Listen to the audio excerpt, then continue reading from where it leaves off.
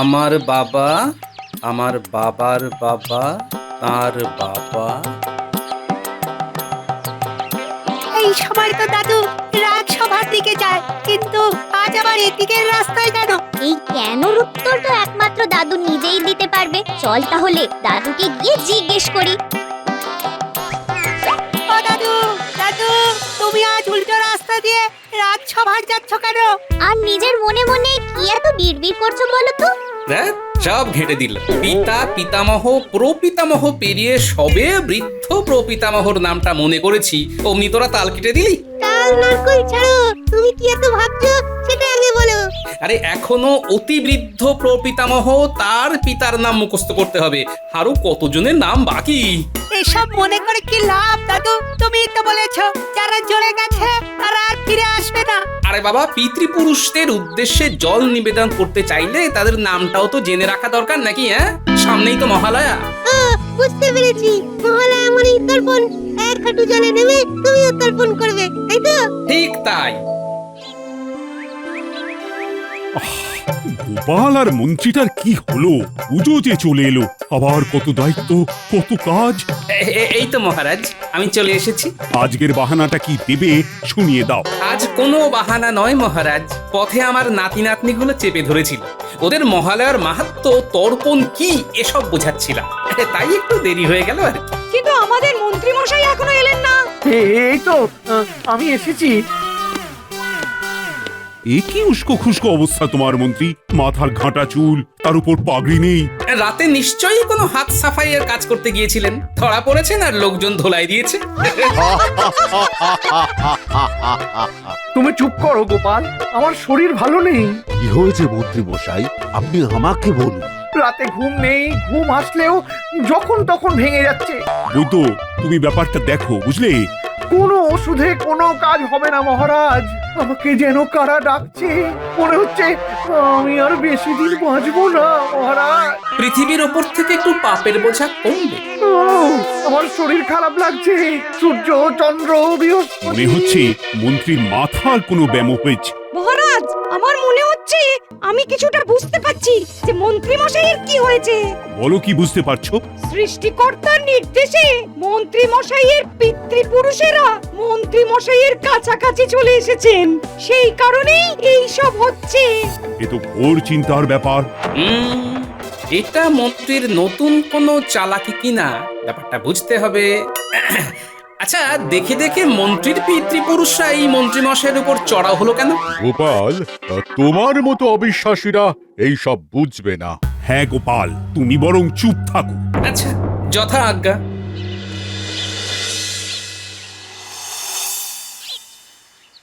তুমি যে অত মতলব করে পণ্ডিত জ্যোতিষীদের সাথে সলা পরামর্শ করে গেলে, তাতে তোমার কাজের কাজ কিছু হলো?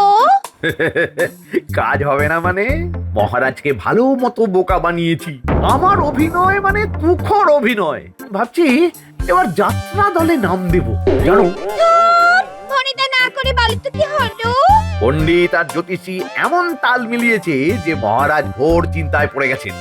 বুঝলে কি নেই, মহারাজ ধরেই নিয়েছেন যে আমার সাথে সত্যিই ওরকম কিছু ঘটেছে। আর তুমি এই রকম করে আর কতদিন চালাবে?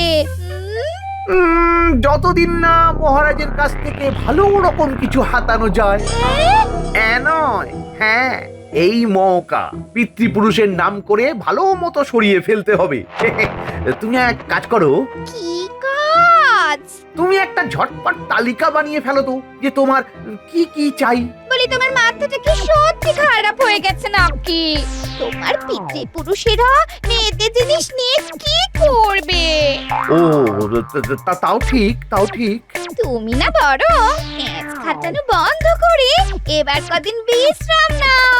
হ্যাঁ, বেশ, তাহলে এবার কয়েকদিন শুয়ে বসেই কাটাবো। ওদিকে যা করার পণ্ডিত আর জ্যোতিষী সামলে দেবে। তাই ভালো।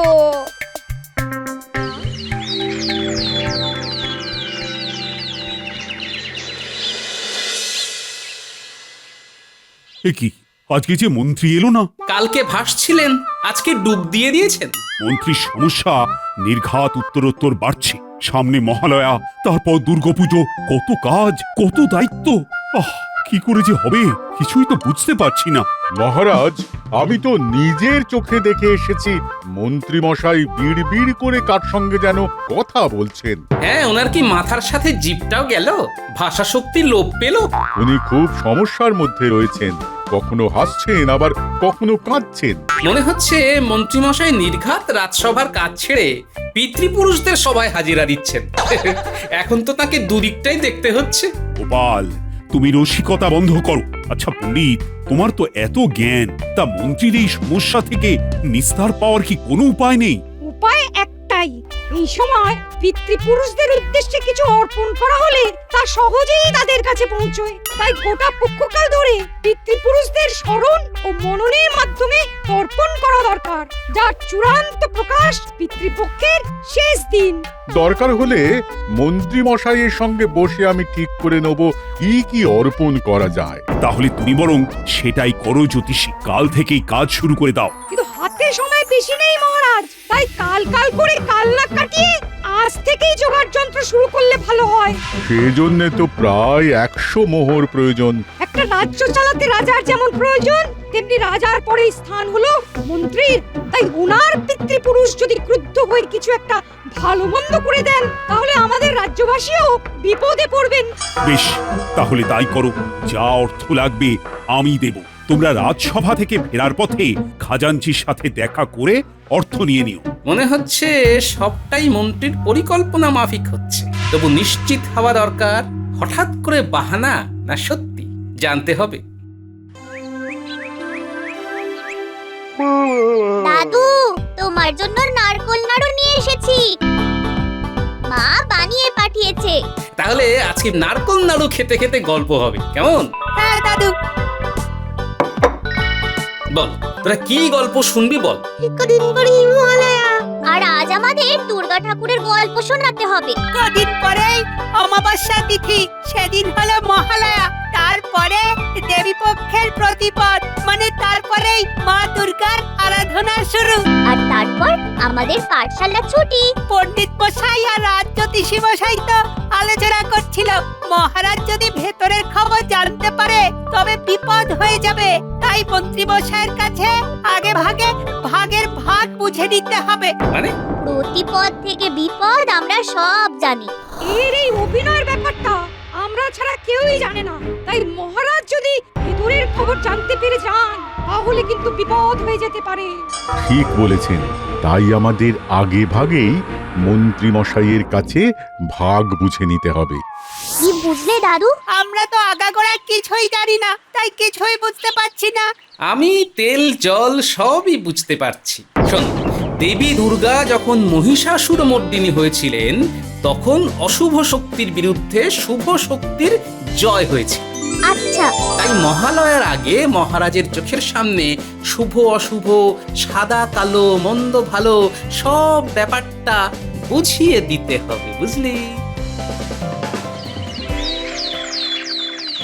বুঝলি ঘটা, মন্ত্রীমশাইয়ের জমিতে এবারে ফলন বেশ ভালোই হয়েছে। ঠিক বলেছিস বটা, শীত পড়তে এখনো অনেক দেরি আছে, কিন্তু দেখ তার আগেই কি সুন্দর প্রমাণ মাপের ফুলকপি, ভাবা যায় না। হাটে বেশ ভালো দাম পাবো। যত বেশি দাম পাবো মন্ত্রী মশাইয়ের কাছ থেকে, তত বেশি বকশিস। এটা কি হচ্ছে? এটা কি হচ্ছে? যাব বাবা, নিজের জমিতে ফসল তুলছি, তাতে কার কি বলার আছে? হ্যাঁ, সে কি, মন্ত্রীমশাইয়ের জমি রাতারাতি তোমার জমি কি করে হয়ে গেল? রাতারাতি আমার পিতৃপুরুষেরা আমাকে বলে গেলেন এই জমি আমাদের, তাই তো সকাল সকাল নাতি নাতনিদের নিয়ে সবজি তুলতে চলে এলাম। যাক বাবা, এ কি আজব কথা বলছো গোপাল? আমরা তো কিছুই বুঝতে পারছি না। না বুঝলে মন্ত্রী মশাইকে গিয়ে জিজ্ঞেস করুন। পিতৃপুরুষের দেওয়া আদেশের ব্যাপারে ওনার অনেক অভিজ্ঞতা। হ্যাঁ, সে তো জানাতেই হবে। এই নাপলা গুলটে, চল চল চল, রাজবাড়ির হেসেলে দিয়ে আসবো।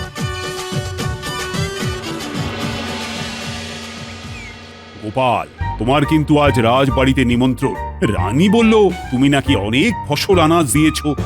ওই টুকিটাকি আর কি। তা পণ্ডিত, জ্যোতিষী, আমাদের মন্ত্রীর কি খবর?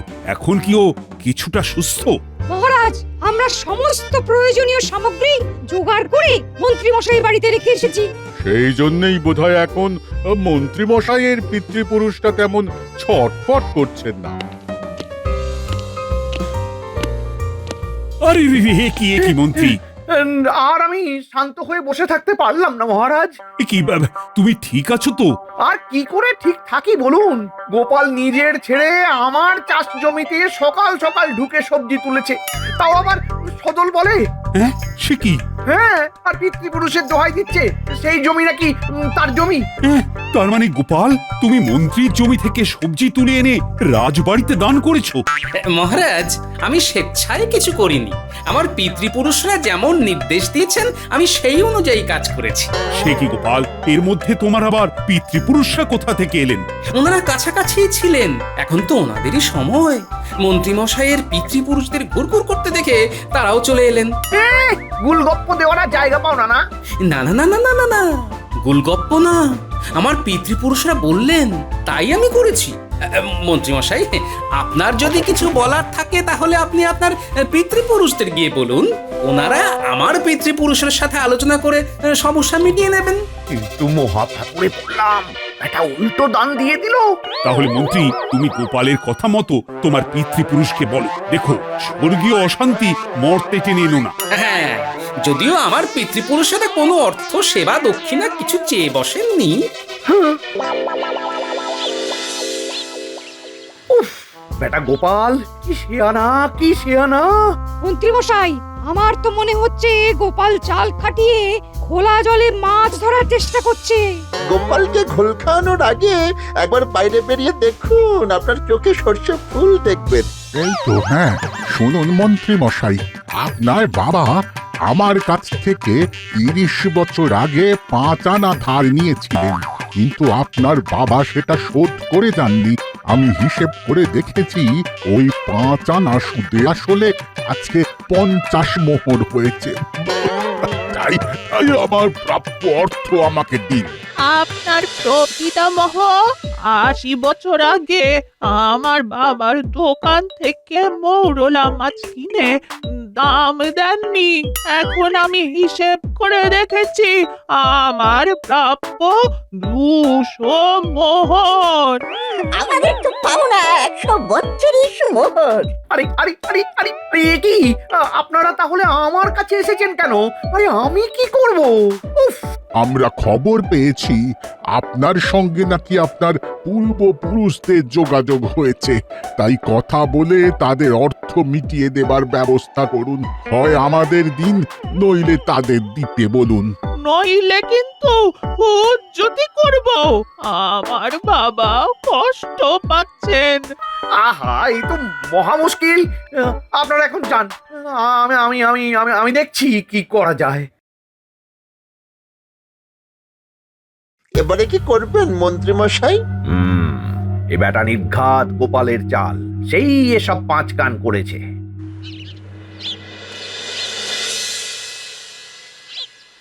আর শোন, মহালয়ার দিন দেবী পক্ষের সূচনা হয় বলে এই দিনেই প্রতিমার চক্ষু আঁকা শুরু হয়। মহালয়ার পর দেবী পক্ষে শারদীয় দুর্গাপূজার সূচনা করা। দাদু, এক পক্ষ মানে তো 15 দিন, তাহলে দেবী পক্ষ কি 15 দিন? হ্যাঁ, মহালয়ার পরের দিন থেকে কোজাগরী পূর্ণিমা পর্যন্ত 15 দিনই হলো দেবী পক্ষ। মানে মা দুর্গার পুজো থেকে মা লক্ষ্মীর পুজো অব্দি দেবী পক্ষ। বুঝতে পেরেছি। ওদিকে আমার ঘরে আগুন ধরিয়ে মহারাজের সামনে ফুল ছড়াচ্ছ। কি বলতে চাইছেন কি মন্ত্রী মশাই? হ্যাঁ, গোপাল আবার কি করলো?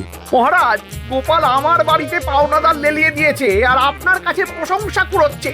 যা বাবা, আমি আবার কি করলাম? আমি তো যতদূর শুনেছি আপনার বাড়িতে কয়েকজন বৃদ্ধ বৃদ্ধা গিয়েছেন, ওনাদের সাথে আপনার পিতৃপুরুষের ঋণের হিসেবের বোঝাপড়া করতে। আমি খুব ভালো করে বুঝতে পারছি গোপাল, এসব তোমার চাল। এর ফল কিন্তু ভালো হবে না। আমার পূর্বপুরুষেরা তোমাকে ছাড়বে না, ছাড়বে না, ছাড়বে না। মন্ত্রী, তুমি শান্ত হও। না, আমি দেখে নেব, আমি দেখে নেব গোপালকে। না মানে আমার পূর্বপুরুষেরা দেখে নেবে। হ্যাঁ। মন্ত্রী, তুমি শান্ত হও তো। শরীর খারাপ লাগছে, জল খাবে?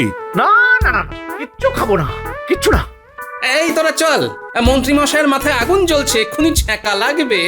চল চল চল। কি দাদু, মন্ত্রী মশাই তোমাকে ওরকম বললেন কেন? নির্ঘাত মনে মনে কিছু মতলব করেছে। তাহলে তো তোমাকে সাবধানে থাকতে হবে। হ্যাঁ, সে তো থাকতেই হবে। মন্ত্রী মশাই বুনো ওল হলে আমিও বাঘা তেঁতুল। পুনো ওল না দাদু, পোকা ওল। তা যা বলেছিস। এবার আমাকে কয়েকজনের সাথে কথা বলতে হবে, বুঝলি? যা যা, তোরা খেলতে যা। হ্যাঁ দাদু।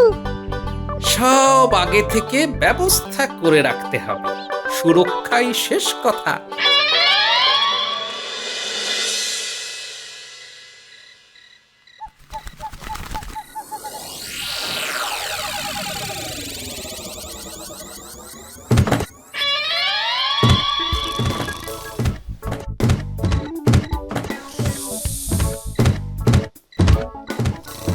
ও মা গো! কি হলো, কি হলো গিন্নি? ওগো, ওগো, এটা কি হচ্ছে? আমার খুব ভয় করছে। আরে আরে আরে, ভয় পাওয়ার কিছু নেই গিন্নি, তুমি নিশ্চিন্তে ঘুমাও। রাত বিরেতে কি অত্যাচার শুরু হলো গো? ভূত না তো? হ্যাঁ? এসব মন্ত্রী মশাইয়ের পূর্বপুরুষরা করছে, তবে বেশি বাড়াবাড়ি করতে পারবে না। এ কি, মৃত আত্মারা আমাদের বাড়ির ওপর চড়াও হয়েছে, আর আর তোমার কোনো প্রক্ষেপ নেই? হ্যাঁ, ওরা না এলেই বরং আক্ষেপ হতো গিন্নি, এবার নিশ্চিন্ত লাগছে। এবার আমি কি করব?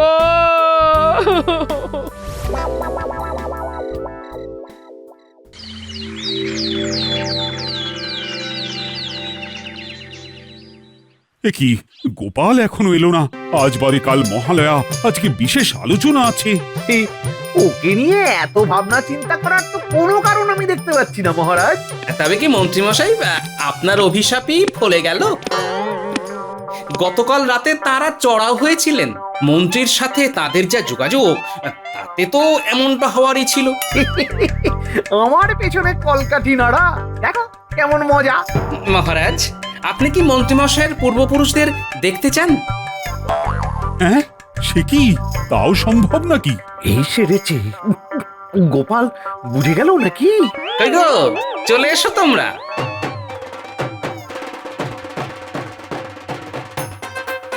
এসব কি মশকরা করছো গোপাল? মস্করা না, বাস্তব মহারাজ। নিশুতি রাতে এরাই ঢিল মারছিল আমার বাড়িতে। বলো কি? হয়ে গেল। গোপাল দাদা আমাদের আগে থেকেই বলে রেখেছিল একটু তককে তককে থাকতে, যে কোনো বিপদ হলেও হতে পারে। আমরা তাই ওই গতকাল রাতে প্রস্তুত ছিলাম। বাকিটা না হয় মন্ত্রী মশাইয়ের পূর্বপুরুষরাই বলুক। আমরা নির্দোষ মহারাজ। হ্যাঁ মহারাজ, আমরা যা করেছি ওই মন্ত্রী মশাইয়ের কথা মতো করেছি। মন্ত্রী, তুমি যে সেদিন বললে তোমার পূর্বপুরুষরা তোমাকে ডাকছে, সব তাহলে বানানো গল্প? ইয়ে না, মানে আমরা অকারণে ফেসে গেলাম। শুধু মন্ত্রী মশাই না মহারাজ, ওই পণ্ডিত মশাই আর রাজজ্যোতিষীও এতে জড়িত। না না, কৃষ্ণপক্ষে মৃত পূর্বপুরুষদের আগমনের ব্যাপারটা মিথ্যা হতে পারে না। পণ্ডিত মশাই, মহালয়া হচ্ছে একটি অমাবস্যা তিথি। এই তিথিতে সাধারণত পিতৃপুরুষের উদ্দেশ্যে শ্রদ্ধা জানিয়ে তর্পণ করা হয়। হ্যাঁ, কিন্তু কোনো কিন্তু না। এদিন তর্পণ করলে পিতৃপুরুষরা নরক যন্ত্রণা থেকে মুক্তি পেয়ে আমাদের আশীর্বাদ প্রদান করেন। এটা মন্ত্রীমশাইয়ের পিতৃপুরুষের ক্ষেত্রে যেমন সত্যি, তেমনি মহারাজ থেকে সবার পিতৃপুরুষের ক্ষেত্রেও সত্যি। তাহলে কি হবে? যা হওয়ার কাল ভোরে ঘাটে গিয়ে হবে। আগামীকালই তো মহালয়া। এখন বেশ গোপাল, তোমার উপরেই দায়িত্ব দিলাম আগামীকাল সকালে পিতৃতর্পণের জোগাড় মন্ত্র করা। বেশ মহারাজ। আর মন্ত্রী, তুমি যে গুল গল্প দিয়ে 100 মোহর নিয়েছিলে সেটা ফেরত দেবে।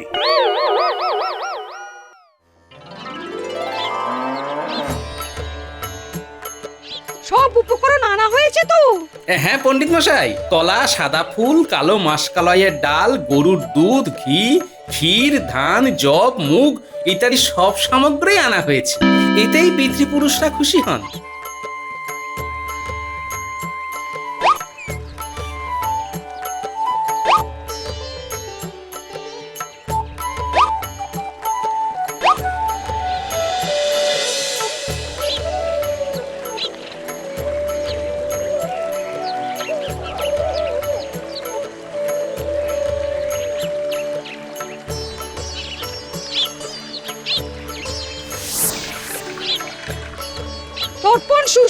হলো ব্যাস সব ভালোই ভালোই মিটে গেল। এবার আরো বড় দায়িত্ব গোপাল, এবার রাজবাড়ির দুর্গাপুজো সামলানোর পুরো দায়িত্ব তোমার। মহারাজ, আমি তো আজকে থেকে ভালো হয়ে গেছি, আমি কি আর সুযোগ পাবো না? না না না, ওই তো মন্ত্রী মশাই। মন্ত্রী মশাই, আমাদের পাওনাটা দিন। ওরে বাবা, আবার এসেছে, পালা